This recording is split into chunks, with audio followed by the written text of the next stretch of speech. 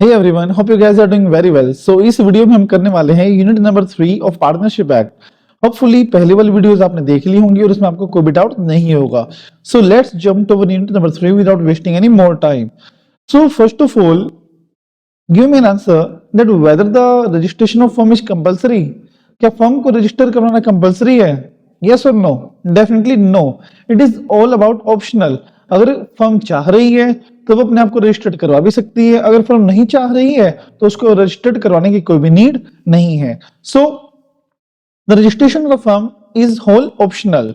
Application for registration. Registration करने के लिए हमें रजिस्ट्रार ऑफ फर्म्स को एप्लीकेशन देनी पड़ती है और एप्लीकेशन में हम फर्म का नाम, फर्म का place of business, date of joining of each partner, full name and address of each partner, duration of firm, name of any other place in which the firm is carry on the business. कोई और place जहां firm अपना business carry on कर रही हो तो वो place का नाम भी मुझे डालना पड़ता है. सो रजिस्ट्रेशन, मैंने आपको जैसा बताया रजिस्ट्रेशन कंपल्सरी नहीं है, बट नॉन रजिस्ट्रेशन के अपने कुछ कंसिक्वेंसेस हैं जिसकी वजह से लोग के ऊपर फोर्स आ जाता है कि उनको अपनी फर्म को रजिस्टर्ड करवाना पड़ता है.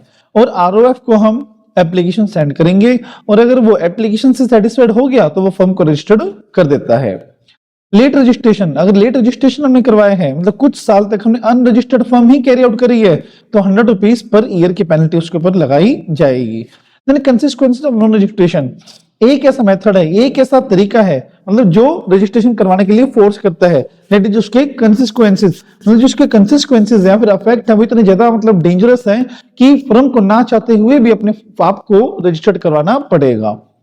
First is no suit in civil court by the firm against a third party. अगर किसी थर्ड पार्टी ने फर्म के ऊपर डिफॉल्ट किया, फ्रॉड किया, तो क्या फर्म थर्ड पार्टी के ऊपर केस फाइल कर सकती है? बिग नो, बिल्कुल भी नहीं कर सकती क्योंकि वो अनरजिस्टर्ड है. No relief to partners for set off claim. अगर पार्टनर्स को कहीं से क्लेम मिलना है, अगर क्लेम 100 रुपए से ज्यादा है तो वो सेट ऑफ का बेनिफिट नहीं ले सकते, वो थर्ड पार्टी से क्लेम नहीं कर सकते. Agreed partner can not bring legal action against other partner for the firm. अगर एक पार्टनर ने किसी दूसरे पार्टनर के ऊपर कोई फ्रॉड किया है, कोई रॉन्गफुल एक्ट किया है, तो आपस में भी पार्टनर्स एक दूसरे को शू नहीं कर सकते. Third party can shoe the firm, but ये मेजर कंसिक्वेंसेस है कि फर्म तो शू नहीं कर सकती थर्ड पार्टी को, बट थर्ड पार्टी शू कर सकती है. ये सबसे बड़ा कंसिक्वेंस है. एक्सेप्शन, मतलब चाहे फर्म रजिस्टर्ड हो चाहे फर्म अनरजिस्टर्ड हो, इन पर कोई भी फर्क नहीं पड़ता. थर्ड पार्टी के राइट पे, डिसोल्यूशन के टाइम पे सेटलमेंट के लिए, फिर ऑफिशियल असाइनी के राइट को, या फिर सेट ऑफ अगर 100 रुपए से कम है तो, या फिर एलआर के पास भी सारे राइट्स आते हैं कि चाहे फर्म रजिस्टर्ड हो चाहे फर्म अनरजिस्टर्ड हो, फिर भी उसके पास राइट है कि वो शू कर सकता है.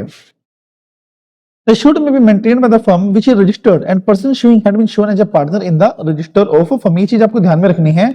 जो पर्सन शूट फाइल कर रहा है या जो फर्म शूट फाइल कर रही है वो रजिस्टर्ड होनी चाहिए, और जो पर्सन शूट फाइल कर रहा है वो भी रजिस्टर्ड होना चाहिए, मतलब आरओसी के रिकॉर्ड में वो पार्टनर होना चाहिए. पास्ट ईयर में या एसएम में आपका एक एग्जांपल है, ए बी सी ने एक फर्म ओपन करी जो कि रजिस्टर्ड फर्म थी, ओके, बट उन्होंने डी एक पार्टनर ऐड कर लिया जिसकी इंफॉर्मेशन हमने आरओसी को नहीं दी. अब डी ई के ऊपर केस फाइल करना चाह रहा है, तो बताइए वो कर सकता है नहीं कर सकता? यस और नो? कुछ कह रहे हैं यस, कुछ कह रहे हैं no. Basically this is no, क्योंकि जो पर्सन शूइंग है, जो शू कर रहा है, वो अनरजिस्टर्ड है, आरओसी के पास उसकी कोई भी कैसे भी इंफॉर्मेशन नहीं है. Dissolution of firm. Dissolution of partnership called dissolution of firm. अगर सभी पार्टनर्स के बीच में जो पार्टनरशिप थी वो डिसॉल्व हो जाती है तो उसे हम बोलते हैं डिसोल्यूशन ऑफ फर्म. बट अगर एक या एक से ज्यादा पार्टनर रिटायर हो जाते हैं तो उसको पार्टनरशिप डिसॉल्व करना बोलते हैं, फर्म डिसॉल्व करना नहीं बोलते. और इसी के साथ हमारा आता है difference between dissolution of firm and dissolution of partnership. One of the most favorite question of ICAI. This is important. Okay, continuation of business. अब फर्म में डिसॉल्व हो गई तो बिजनेस भी क्या हो जाएगा? डिसकंटिन्यू. बट पार्टनरशिप तो फिर भी चलती रहती है. Winding up. यहाँ पे डिसोल्यूशन ऑफ फर्म में वाइंडिंग अप होता है और एसेट रिलाइज हो जाते हैं, बेच के हम पैसे रिकवर कर लेते हैं क्योंकि फर्म तो हमारी डिसॉल्व हो गई है. फिर dissolution of partnership. Partnership dissolve होने पे हमारा फर्म सिर्फ रिकॉन्स्टिट्यूशन होता है और एसेट का सिर्फ रीवैल्यूएशन होता है कि जाने वाले को दे दी जाए एसेट, बाकी अभी भी पड़ी है कंपनी में ही, फर्म में ही. Order of court. Firm court के ऑर्डर से भी डिसॉल्व हो सकती है और partnership without the order of court भी डिसॉल्व हो सकती है. स्कोप. अगर फर्म डिसॉल्व हो गई तो बेसिक सी बात है ना, जो उसके अंदर पार्टनर्स थे वो भी डिसॉल्व हो जाएंगे। बट पार्टनरशिप डिसॉल्व हो गई तो हो सकता है फर्म डिसॉल्व हो सकता है फर्म डिसॉल्व ना भी, में और में नोट भी। Final closure of books, it involve final closure of books of the firm, इसमें बिल्कुल क्लोज जाएंगी firm. And it does not involve final closure of the books of the firm, मतलब इसमें फाइनल क्लोजर नहीं होता, इसमें सिर्फ रिवैल्यूएशन होता है, जैसा हमने पढ़ा। Then our concept is modes of dissolution of a firm. There are two modes of dissolution of a firm. One with the order of court, second without the order of court. Without the order of court मतलब बिना court की intervention से किस तरह से हमारे firm dissolve हो सकती है? बाय एग्रीमेंट, ओके, या फिर सभी पार्टनर्स हमारे इंसॉल्वेंट हो गए, या फिर ऐसा कोई इवेंट हैपन हो गया जिससे कि अब बिजनेस चलाना अनलॉफुल है, तो वहां पे हमारा कंपल्सरी डिसोल्यूशन हमें करवाना पड़ेगा। बट अगर फर्म के दो एडवेंचर थे, एक उसमें से इलीगल हो गया, एक अभी भी लीगल है, तो जो लीगल वाला है वो तो चलता रहेगा, बट इलीगल वाला बंद हो जाएगा। ये चीज ध्यान में रखना आप, ठीक है। Dissolution on happening of certain contingencies, dissolution on the happening of certain contingency, कोई ऐसा काम हो गया, कोई ऐसी कंटिजेंसी आ गई जिससे कि हमें फर्म को डिसोल्व करना पड़ेगा। जैसे फिक्स पीरियड का था और फिक्स पीरियड हमारा लैप्स हो गया, एडवेंचर का था, एडवेंचर कंप्लीट हो गया, पार्टनर की डेथ हो गई या फिर पार्टनर हमारा इंसॉल्वेंट हो गया, तो उस टाइम पे हमारी पूरी फर्म डिसोल्व हो जाएगी। फिर पार्टनरशिप एट विल, अरे पार्टनरशिप एट विल है तो दूसरे पार्टनर्स को नोटिस देके भी हम पार्टनरशिप को डिसोल्व करवा सकते हैं। डेट ऑफ डिसोल्यूशन क्या मानी जाएगी? अगर मेंशन है तो मेंशन डेट पे भी डिसोल्व मानी जाएगी, और कोई भी डेट मेंशन नहीं है तो जब नोटिस कम्युनिकेट किया वो डेट मानी जाएगी। Then dissolution by order of court, court कब दखलंदाजी करके डिसोल्व करवा सकता है? अनसाउंड माइंड, मतलब जब एक्टिव पार्टनर ये बोल दे कि हमारे पार्टनर्स अनसाउंड माइंड हो गए और हमारा हमें बिजनेस अब नहीं चलाना, तो वहां पे डिसॉल्व करना पड़ेगा। इनकैपेसिटी हो गई, मिसकंडक्ट किया किसी ने, या फिर परसिस्टेंट ब्रेच ऑफ एग्रीमेंट, लगातार एग्रीमेंट के ब्रेच कर रहे हैं हम, जैसे एम्बेजलमेंट, चोरी चकारी, गलत अकाउंट्स मेंटेन करना, जितना कैश अलाउड नहीं उससे ज्यादा होल्ड करके रखना, या फिर अकाउंट्स शो ना करना डिस्पाइट ऑफ मल्टीपल रिमाइंडर्स, तो वहां पे हमें कंपल्सरी डिसॉल्व कराना पड़ेगा by order of court. Then interest transfer कर दिया और पार्टनर्स कह रहे हैं भाई इस बंदे के साथ हम लोग काम नहीं करेंगे, हम आपको अलाउड नहीं कर रहे हैं कि आप ट्रांसफर ऑफ इंटरेस्ट कर सकते हो, इंटरेस्ट ट्रांसफर कर सकते हो। परपेचुअल लॉसेस, लगातार लॉस चल रहे हैं कंपनी में, ठीक है। और जस्ट एंड इक्विटेबल ग्राउंड, कोई और ग्राउंड जैसे मैनेजमेंट नहीं रही, डेडलॉक हो गया, या फिर पार्टनर्स आपस में बातचीत नहीं कर रहे हैं, सिर्फ स्ट्रेटम ही लॉस हो गया, मतलब ऑब्जेक्टिव ही चला गया, या फिर पार्टनर गैम्बलिंग कर रहा है, तो ये just and equitable other grounds हैं जहां पे हमारी फर्म डिसॉल्व करवानी पड़ेगी। कंसिक्वेंस ऑफ डिसोल्यूशन, क्या कंसिक्वेंस है? Liability for act of partner done after dissolution. अब एक बात बताओ, डिसोल्यूशन के बाद कोई भी लायबिलिटी नहीं रहेगी किसी भी पार्टनर की, बट जो एक्ट हो चुके हैं उनके लिए तो डिसोल्यूशन के बाद भी पार्टनर्स की लायबिलिटी रहेगी, ये चीज याद रखना। Right of partner to have business wound up the dissolution, wound up after dissolution. On dissolution every partner और his representative have right to apply the property in the payment of firm's debt and have right to distribute the surplus if remaining। देखो point यहाँ पे ये बनता है कि partner के right बनते हैं कि डिसोल्यूशन के बाद जो भी हमारे फर्म के डेट्स है वो पे करे और फर्म के एसेट को बेच के जो पैसा आएगा वो लायबिलिटीज में लगा दे।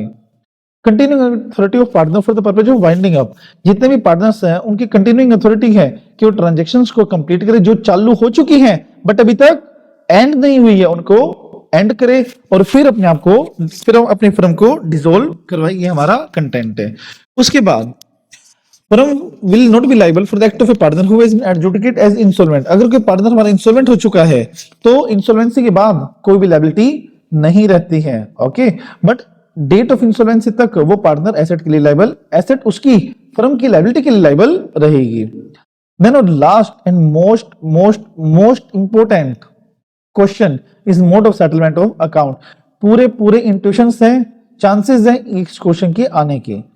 मोड ऑफ सेटलमेंट क्या है? अकाउंट को किस तरह से सेटल किया जाएगा? अगर लॉसेस हैं तो पहले वो प्रॉफिट से दिए जाएंगे, फिर कैपिटल से, फिर अगर कुछ बच गया लॉस फिर भी तो पार्टनर से पर्सनली मंगवा लिया जाएगा। और एसेट कैसे लगाई जाएंगी? हर पार्टनर को पे करने में, ठीक है। और हर पार्टनर जो ओवरड्यू है, मतलब जो एडवांस हमने ले रखा है, in paying up to each partner what is due to him from excess capital. Second, in paying of each partner what is due to him on account of capital. जो extra हमने ले रखे capital के नाम पे वो हमें advance capital का वापस देना पड़ेगा। फिर रेजिड्यू अगर कुछ बच गया फिर भी तो वो हम आपस में बांट लेंगे in the P S R profit sharing ratio.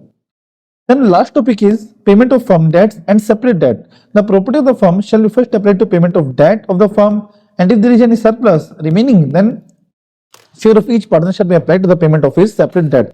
Total सुनिए इसमें क्या है, अगर फर्म की हमारे डेट्स है पर्सनल, फर्म के हमारे एसेट भी हैं, तो फर्म की एसेट सबसे पहले रिस्पॉन्सिबल किस चीज के लिए होती हैं, फर्म के डेट के लिए होती हैं। जब कुछ बचता है तो वो पार्टनर में बचता है। सेम पेस पे क्या बना, पार्टनर की पर्सनल एसेट्स सबसे पहले किस चीज के लिए रिस्पॉन्सिबल होंगी, पार्टनर की लायबिलिटी के लिए। अगर कुछ बच गया तो वो फर्म के नाम पे चली जाएंगी पर्सनली वाली।